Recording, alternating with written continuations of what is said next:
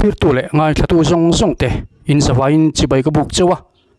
du sang sang ber ka hlan buk chewani ole tun tuma chuan dampa by election lom turlam kan hoi ve thunga dampa by election lom tura party tin te an tang hle ti a hriat theya social media sang sanga adar choi choya voin october ni somthum pakat sang ni somni panga ni to per october ni to ber tiam hian campaign na ni somvel chia chia hunalo mani anai to ther ther le mai avor top athling chhotan meka khar to panden huna phei chuan atu tak chakang mo neng poni se achak tur chu pathian thu thunia rin thu soi te chu thilom theiania amaro chu kan mahun tu ma hen kan shelawa kan soilok ro kan soilok fo thunga chutiang deu chuan a ring pol chumi chu chakang tia ring pol te po a sang sang kan mo me trenin MNF laman chakang tia trenin ZPM laman chakang ti dona katiang khan congress te po chutiang zelin ole eng poni se VANLALSAILOVA hi tunge ani ka han soyange ti thu pui manga inzia ka hi social media khulaya aleng mek lai ka watong fu nok maya thubel chian dol tak nia ka hriata wangin karon pho chuak vele donani eng poni se ingai thapot mai tiang VANLALSAILOVA hi tunge ani ka han soyange kumsang ni pani vel ni ta in ka hria tlangwal tirte chu aron la hlut maya Mizoram avan deng chuak na sa em mi chuan an hlathu puya kadu berche kathang berche tivel anda lain zoram chang fan fan ti album cover ta na lo manga to tu example mai po ni lo evidence nen thapa zoram veitu tuna VANLALSAILOVA chanchin hi soitam po angai lo he hla phuala hian ZPM hi boruak po alani lawa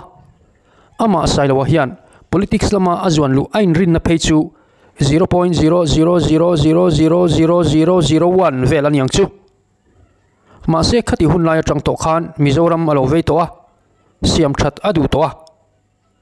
chong kam thiam kan lawa ala thu hi kan tun lai din hun thlir chungin ulkule zwalin I chiar tiang u khai aron tia kan sawai ayo in keman kan chiarange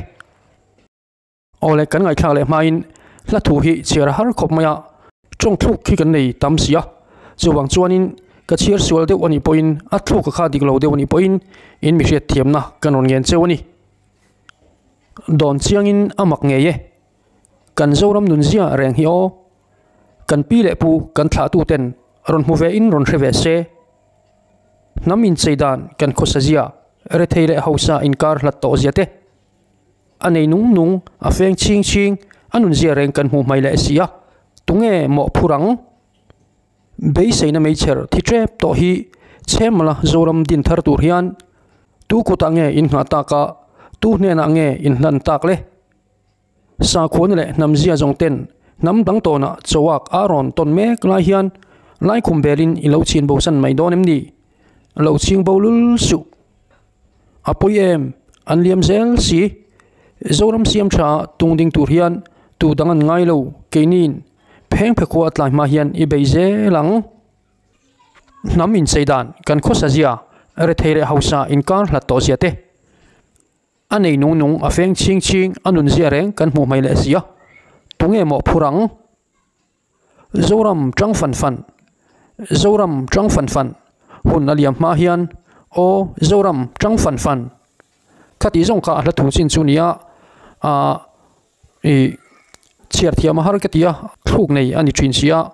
chuwang chuan a hla thu om zia bo thakin kalo chiar palang ti po ka hlau khop mai in mi hriat thiam na ka nge ni ole khami chin zong kha a thu chuania hetiang lam hoi zonga Sailowa chanchin zia na hi kamu lo top maya kamu chun ania tin khatiang lam hoi zonga ron ziak anomani chuan khongai takin milo ko mu theula kalo motang ole tuna chuanin Sailowa hla azoram chang fan fan ti hla kha OMA general conference a Rinhlui Tlumang ina aron sakha ropui ka em maya thiam ka tia asak turom tak aron sani te point ka sia aron sathar kha lomom ka ti khop maya chuwang chuan Rinhlui Tlumang ina asak na kha kan ngai thladon ani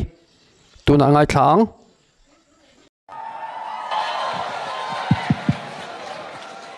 Zawain sibai kabuk chewa Sailowa lapwa zoram chang fan fan kasanga milau sakpui chadon ya zoram chang fan fan kan sange monitora hian voice seminar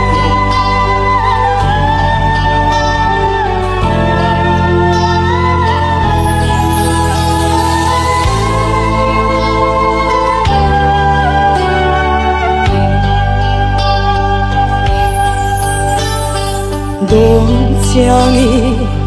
amak nghe kan zoram nun sia reng hi o kan pile pu kan kha tu te ron ve ron she ve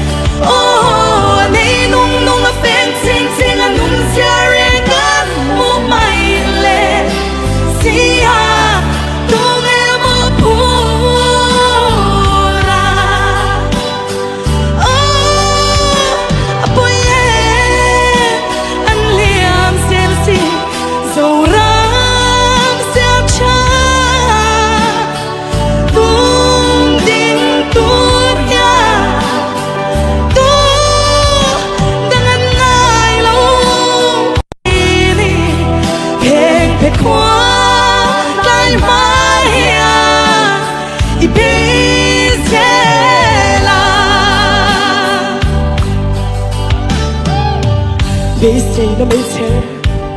thì chết tốt thêm à lá dâu ra đến thở tu ya tu có ta nghe in ngã ta cả tu nên na nghe in lần ta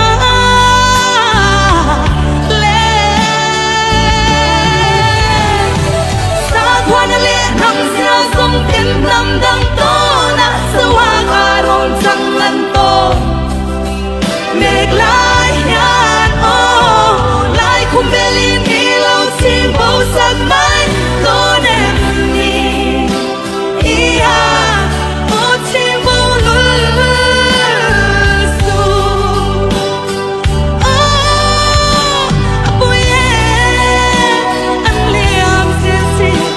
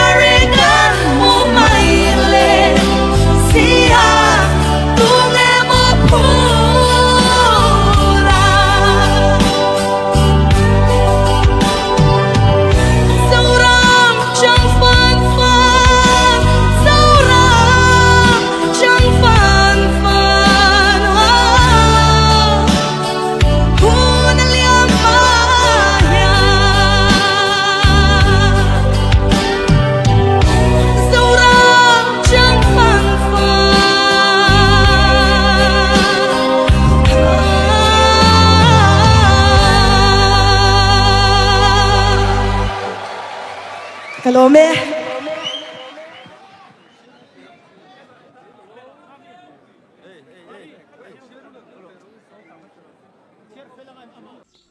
ole khati zong kha tun chumatana video kan ti chu thei chu lo ni leta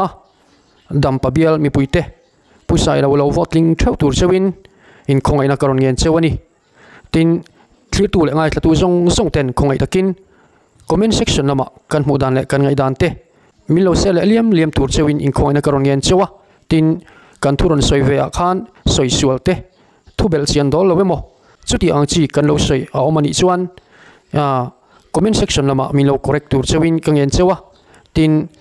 thubel chian dol lo emo do te mo kan soi ni chuan